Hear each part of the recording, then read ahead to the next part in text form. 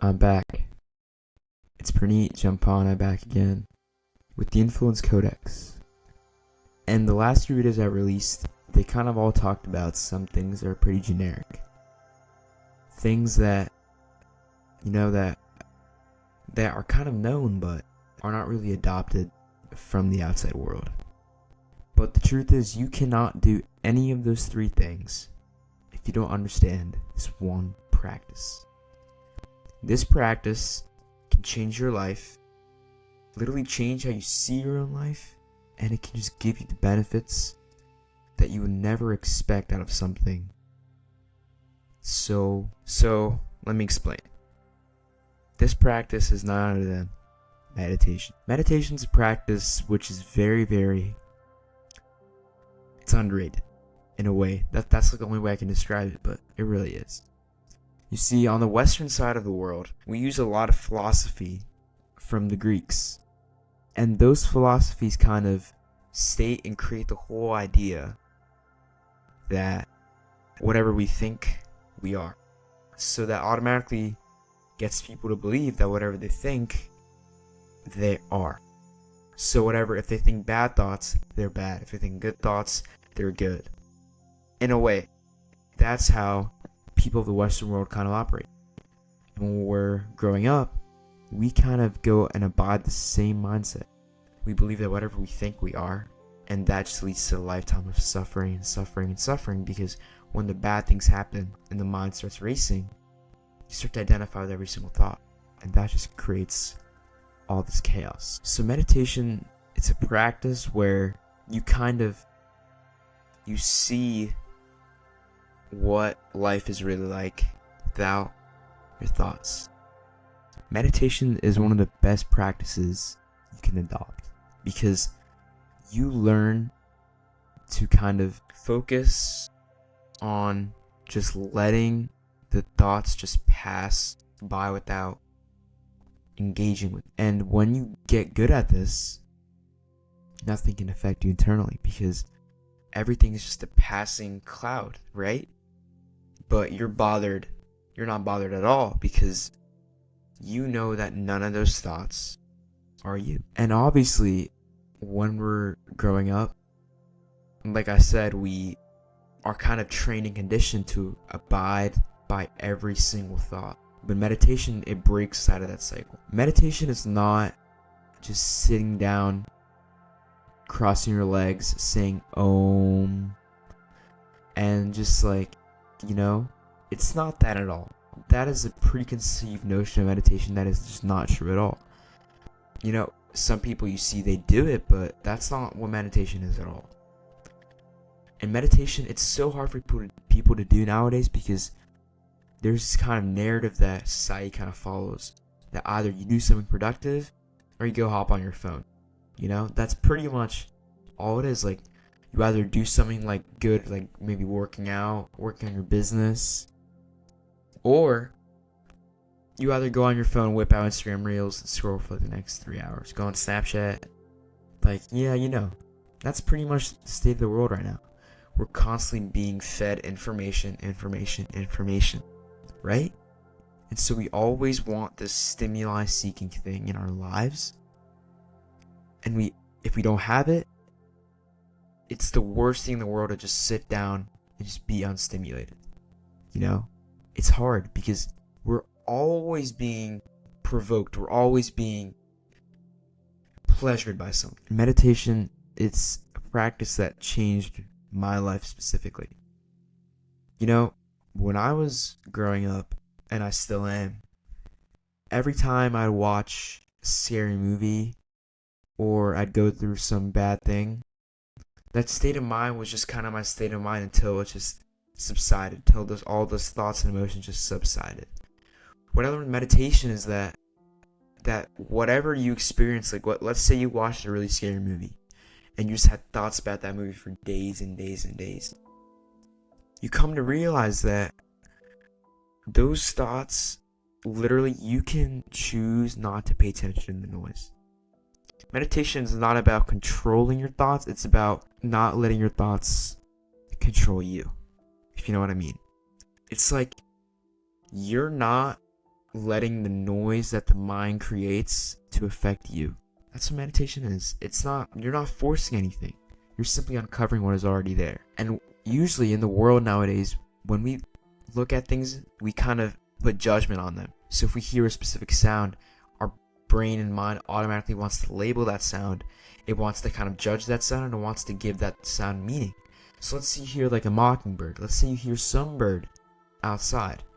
Your brain wants to automatically give some judgment. It wants to label it, and it just wants to kind of put it through like this thing and make it, it kind of wants to put a label on it, is what I'm trying to get at. And when you do this, like, I'm not saying it's bad, it's normal, but like when you do that, you lose the ability to experience it. Because you're not experiencing it at that point. Now you're just labeling it and you're giving it meaning, you're giving it judgment. And so what I found in meditation is that when you do more of it, you just start to let all that noise just pass through. You realize that none of the thoughts you think really are you, but rather they're just thoughts of the mind. They're not positive or negative. We like to give meaning to the thoughts by saying they're either positive or negative. We like to judge thoughts. And in the reality, they really are not positive or negative. They're just thoughts at the end of the day. They're just thoughts. And when you just let them pass through, nothing can affect you. And I feel like the reason why people don't know enough about meditation, you're not hearing about it as much, is because of the Western system. We're taught to think that we are our thoughts. So it's just the conditioning that we all go through as young kids. And meditation, it's something that, people, they stereotype it to be something where like monks do, people who are spiritual, like followers, like people, they can't stand the idea of sitting down for 5-6 minutes and just sitting, doing nothing. They can't stand that because people always want stimuli in this world, But it's a practice that it can literally change your whole life. There's literally scientific evidence that your amygdala, so the amygdala is basically part of your brain that controls the fear and stress response of your brain, right? So they found that with more meditation, the more you do it, the stress and the fear level, the amygdala, like the response it produces, it actually goes down drastically. And your prefrontal cortex, which is involved in like focus and calmness, that becomes such a bigger and bigger muscle. Like, it becomes bigger the more you do meditation. And when you do meditation, the brain's view of reality and the present actual moment start to come together to form that inner peace, because now you're experiencing life. You're not judging it. When we're older, as we get older in life, we start to judge life. We start to have thoughts, we start to have feelings, and we start to really put life and distort it. We start to kind of change the reality. We start to make it an illusion, right? We start to kind of make things different. We start to avoid places that are bad feelings about, that we have bad feelings about, and only go to places that we have good feelings about. We start to judge the reality we live in. And when you do that, you kind of take yourself out of the present moment and you put this filter on your life. And I'm not saying it's bad at all. I'm saying that if you really want to experience true inner peace, you can't do that, And obviously you wonder why, how you can break it. And the truth is, you have to realize that your thoughts are not your reality. They're simply just mental activity the brain produces. The mind is like another organ in the body. The mind's like another organ. So the mind naturally, just as our stomach produces and helps digest food, our mind is the same thing. Our mind's job naturally is to generate thoughts. Our stomach's job is to digest food, right? But the difference between our mind and our stomach is that our mind, whenever it's doing its process, we can actually tell when it's doing a process. So if your mind is thinking, you can tell, and you can literally label, and you can know consciously that your mind is thinking. But when the stomach does its job, it does it so well to a point where you don't even realize that your stomach is actually working. It does it so well that it literally makes you feel like it's not doing anything. And so when we get in the way and start to like kind of label the thoughts the mind has as ours, that starts to create all that depression, the anxiety, the stress, all of that stuff. Because depression, it's simply when you start to live in the past a little bit. You start to either fear the future or the past, and you just start to have thoughts and thoughts and thoughts about something that's not in your control. You know, you start to kind of get out of the present moment, and the thoughts the mind produces, you start to identify with those thoughts.